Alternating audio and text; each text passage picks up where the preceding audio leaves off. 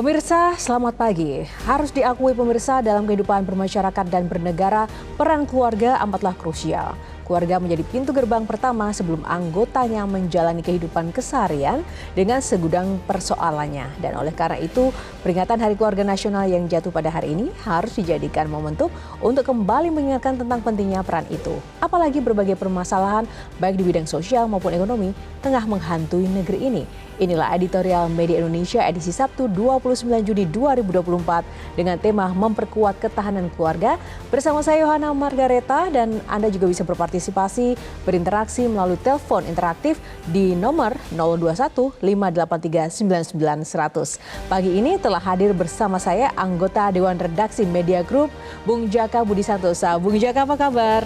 Pagi, selamat pagi, sehat selalu ya. Baik. Semangat ya. Keluarga yang sehat ya pada hari ini. Nah, Bung Jaka, sebelum kita akan membahas tadi ya terkait dengan keluarga, tema kita, ada beberapa headline yang diangkat oleh Media Indonesia yang kali ini memang menjadi perhatian dan diangkat menjadi isu utama. Yang pertama ini terkait dengan tata kelola PDN segera diaudit. Apa urgensinya audit yang harus dilakukan untuk PDN ini, Bung Jaka? Iya, ini kan perintah Presiden ya, bahwa kasus peretasan terhadap Pusat Data Nasional kemarin kan sebuah persoalan yang sangat serius.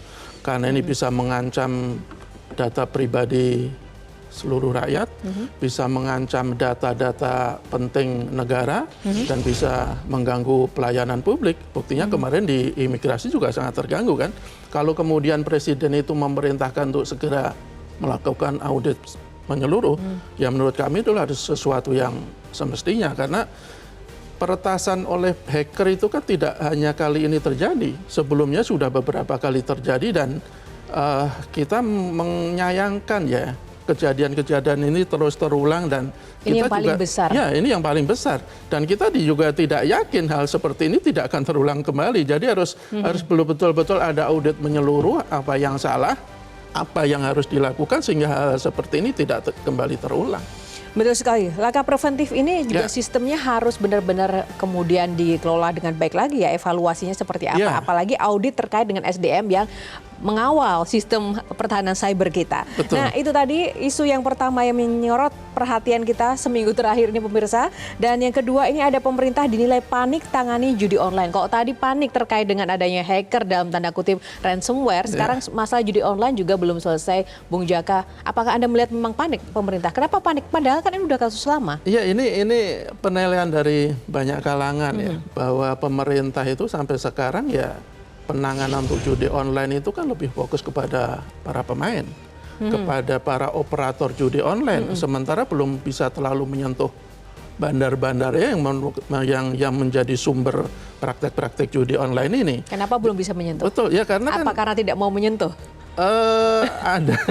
Ada beberapa alasan ya. Salah satu yang diungkapkan pemerintah karena katanya operator atau bandarnya itu berada di luar negeri, dan katanya sudah ada pemblokiran internet dari beberapa negara termasuk Filipina.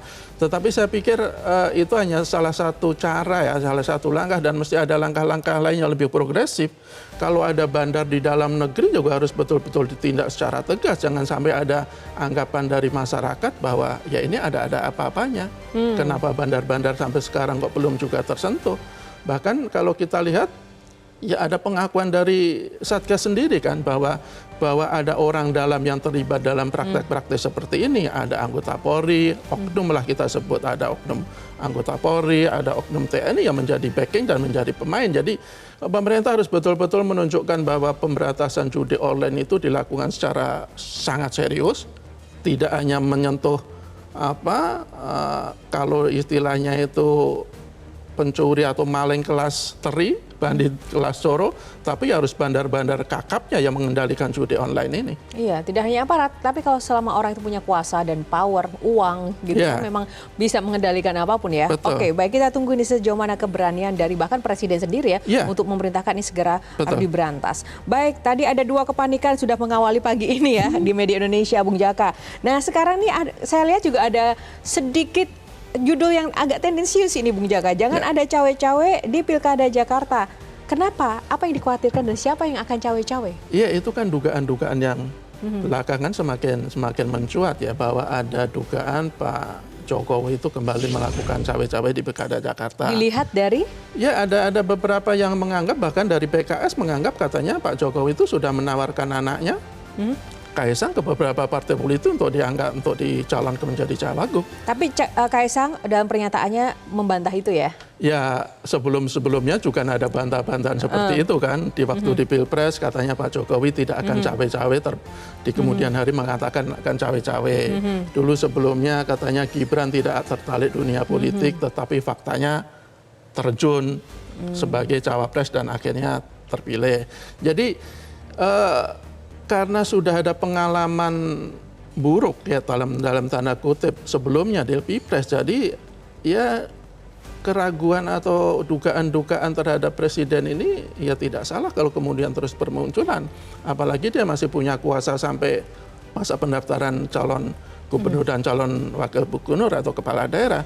Jadi kalau kemudian ada anggapan-anggapan atau paling tidak harapan agar Pak Presiden tidak cawe-cawe, menurut saya sih sah-sah saja. Dan itu yang kita khawatirkan kalau kembali cawe-cawe, jadi ya demokrasi akan semakin terpuruk lah.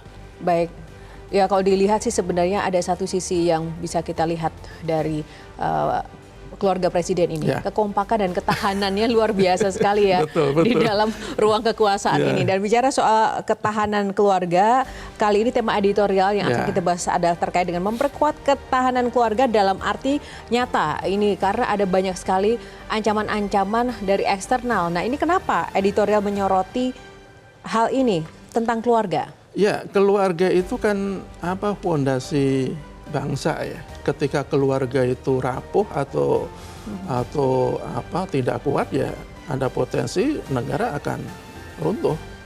Keluarga itu kan bisa kita ibaratkan sebagai sebuah tiang atau pilar sebuah negara. Ketika dia tidak kuat, ya bisa jadi negara akan ambruk. Jadi kita terus mengingatkan bahwa pentingnya keluarga terhadap bagaimana kita membangun sebuah negara yang kuat. Ketahanan keluarga akan sangat berpengaruh, akan sangat berkorelasi dengan ketahanan sebuah bangsa. Ketika sebuah keluarga itu tidak kuat, yaitu akan mempengaruhi masyarakat yang juga tidak kuat dan ujung-ujungnya akan berpengaruh buruk terhadap sebuah negara, termasuk negara kita. Jadi ini adalah momentum yang paling tepat, meskipun setiap tahun selalu ada perulangan hari keluarga nasional. Tepat hari ini 29 Juni. Ya kita mengingatkan agar keluarga betul-betul dibangun sebagai sebuah negara yang berkualitas, baik dari dalam maupun dari luar. Dari dalam adalah peran dari keluarga itu sendiri, dari luar adalah peran pemerintah untuk membuat negara sebagai yang kuat dan berkualitas. Baik, Bung Jaka, kita akan ulas lebih dalam lagi, namun sebelumnya pemirsa kita akan saksikan dulu tayang informasi yang satu ini.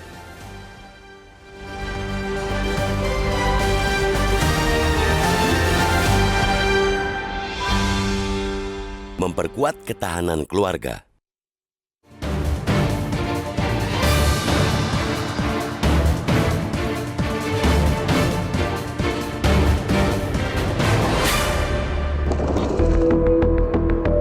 Harus diakui, dalam kehidupan bermasyarakat dan bernegara, peran keluarga amatlah krusial. Keluarga menjadi pintu gerbang pertama sebelum anggotanya menjalani kehidupan keseharian dengan segudang permasalahan. Seorang anak tentu tidak akan melakukan perundungan di sekolah jika orang tuanya mengajarkan untuk menghormati dan menghargai orang lain.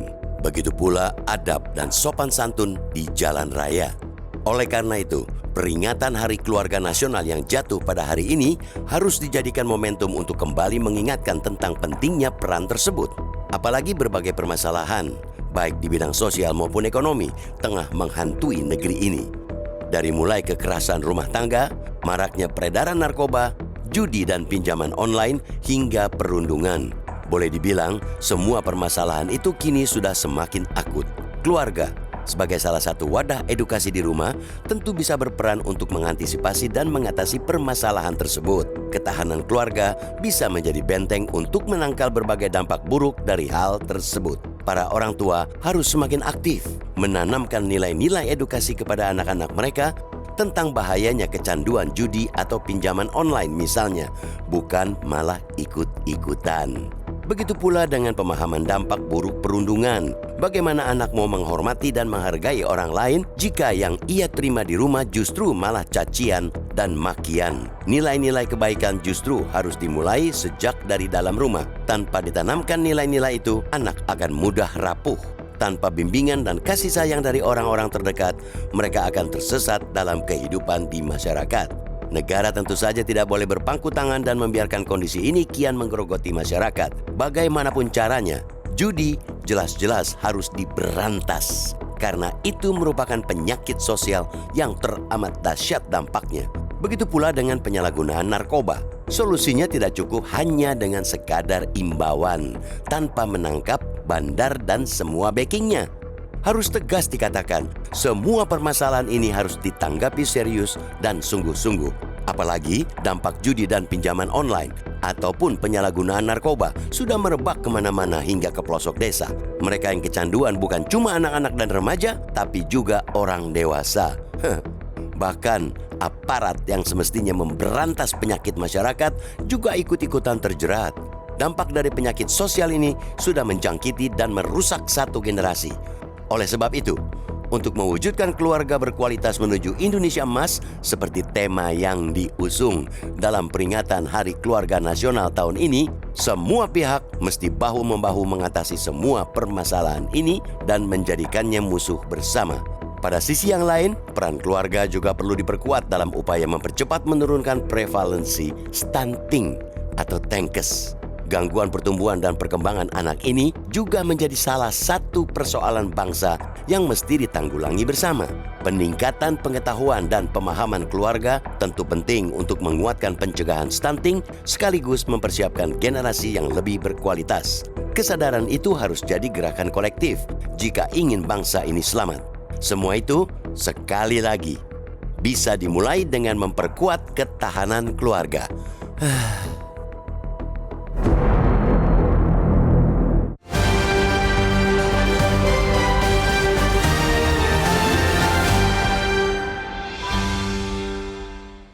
Yaitu pemirsa terkait dengan ketahanan keluarga yang akan kita bahas nanti sebagai topik utama editorial Media Indonesia. Dan kita akan jeda dulu, kami ingatkan Anda untuk bisa berpartisipasi dan berinteraksi nanti terkait tema yang kami bahas dalam editorial hari ini melalui telepon interaktif di nomor 0215839900 ya. Dan editorial akan segera kembali seusai jeda. Tetaplah bersama kami.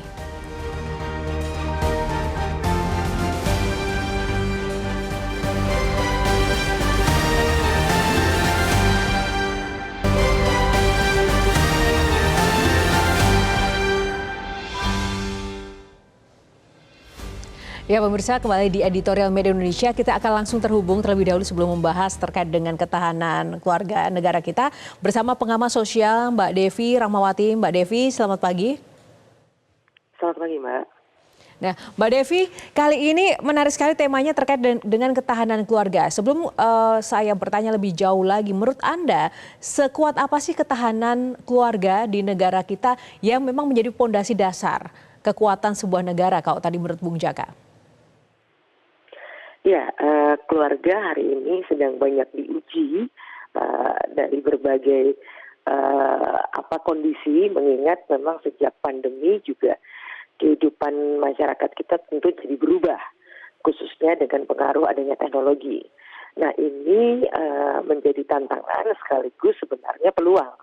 Peluangnya apa? Berbagai pengetahuan seharusnya semakin memperkuat keluarga ketika memang informasi atau gizi pengetahuan yang diperoleh itu betul-betul membantu keluarga untuk meningkatkan kapasitas dan kekuatan mereka. Namun sebaliknya, ketika justru teknologi tersebut bukannya memberikan pengetahuan yang baik untuk keluarga, namun justru melemahkan keluarga karena satu, di dalam keluarga satu sama lain menjadi abai karena sibuk dengan gawai misalnya, lalu yang kedua karena pengaruh perubahan dunia di mana semua orang sekarang mulai disibukkan dengan urusan ekonomi, lagi-lagi di dalam keluarga, kemudian komunikasi menjadi lemah, tentu ini menjadi sesuatu yang membuat keluarga kemudian juga bisa goyah. Nah, artinya apakah itu sebuah indikasi bahwa ternyata masyarakat kita masih banyak yang gagap teknologi? Atau mungkin kurang edukasi juga? Kalau bicara soal teknologi, Mbak, memang ketika pandemi 2020 sedunia itu kan mendadak digital, Mbak. Tidak ada orang di dunia yang kemudian siap sebenarnya untuk hidup di dua dunia tadi. Sebelum 2020 kan tidak ada bimbel atau bimbingan kehidupan di ruang digital. Ini memang menjadi tantangan seluruh dunia gitu ya. Nah, memang kalau bicara soal pengetahuan, tentu ibaratnya kita mengendarai kendaraan perlu ada GPS. Nah ini dia, ketika kita masuk ruang digital, semua orang sedunia sebenarnya, sekali lagi catatannya bukan hanya Indonesia, kita nggak punya GPS-nya. Di sini memang peran penting dari pemerintah gitu ya, dan khususnya media sebenarnya, untuk membimbing masyarakat, untuk membimbing para keluarga tentang apa yang sebenarnya baik untuk mereka punya gitu ya, dari pengetahuan digital yang sangat mudah dan murah, bahkan gratisan untuk diperoleh ini, agar tadi lagi-lagi bukan yang merusak sendi-sendi keluarga. Nah, Mbak Devi, singkat saja Mbak Devi, lalu apa yang benar-benar harus dilakukan pemerintah? Apalagi sekarang sudah marak narkoba, judi online, pinjaman online yang itu memang merajalela dan mengganggu keutuhan dari ketahanan keluarga itu sendiri. Seperti apa langkah jitu yang memang harus dilakukan dan apakah memang akan bisa tercapai kemajuan Indonesia jika memang hal-hal seperti ini belum bisa diselesaikan? Ya, setiap negara punya kebijakannya, tapi ada negara-negara yang kemudian begitu protektif karena terkait dengan ideologi negara masing-masing. Sebagaimana China misalnya, mereka punya caranya sendiri dengan menciptakan ruang digitalnya sendiri untuk memastikan negara betul-betul bisa memilih konten yang terbaik untuk bangsanya. Ada juga misalnya Korea dan lagi-lagi misalnya Cina yang kemudian juga punya kebijakan yang cukup kuat, misalnya membatasi penggunaan internet pada masa-masa tertentu demi menyelamatkan anak-anak misalnya. Nah, semua ini tergantung setiap negara dan apakah masyarakat yang mendukung. Kenapa kata-kata masyarakat ini penting? Karena mengingat di negara ini ada seringkali negara punya kebijakan, tapi karena memang ideologi kita kebebasan, maka rakyat sendiri yang kemudian menentang kebijakan-kebijakan yang satu sisi mereka tidak setuju, tapi sisi lain kemudian mereka mengharapkan negara tidak terlalu disiplin misalnya terhadap sebuah kebijakan. Baik. Terima kasih Mbak Devi Rahmawati, ulasannya yang sangat komprehensif bersama Editorial Media Indonesia pada pagi hari ini. Salam sehat selalu Mbak Devi. Dan pemirsa, kita akan lanjutkan pembahasan bersama Bung Jaka, namun kita akan jeda dulu sesaat lagi. Editorial Media Indonesia akan segera kembali.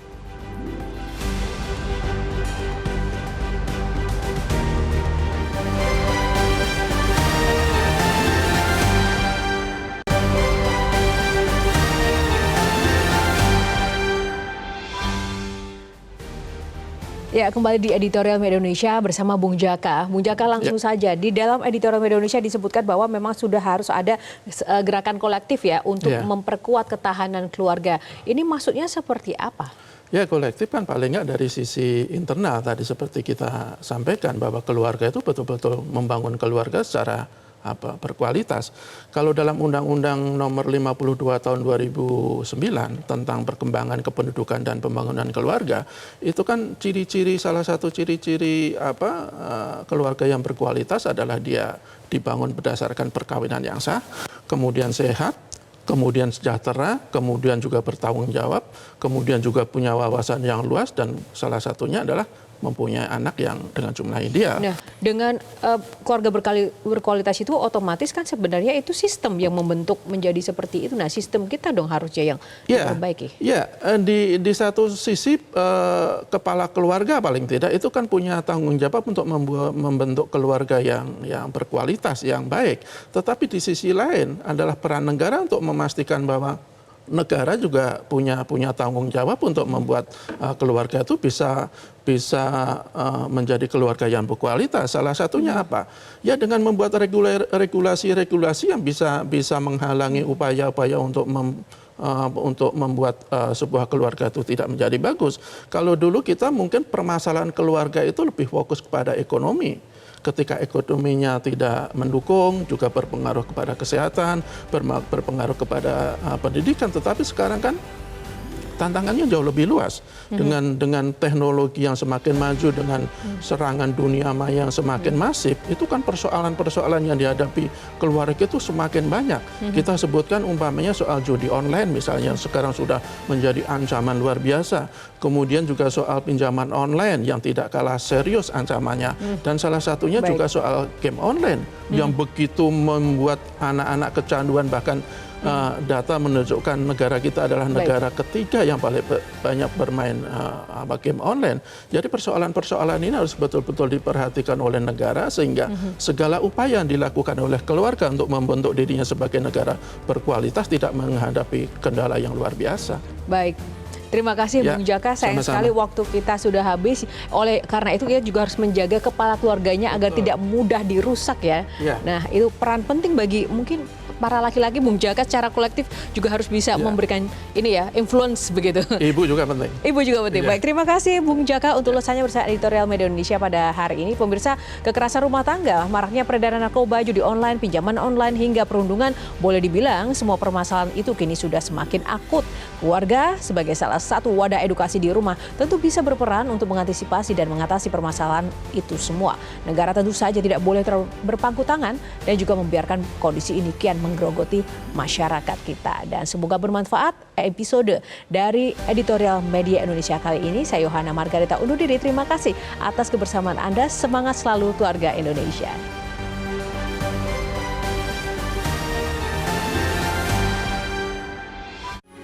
Metro TV.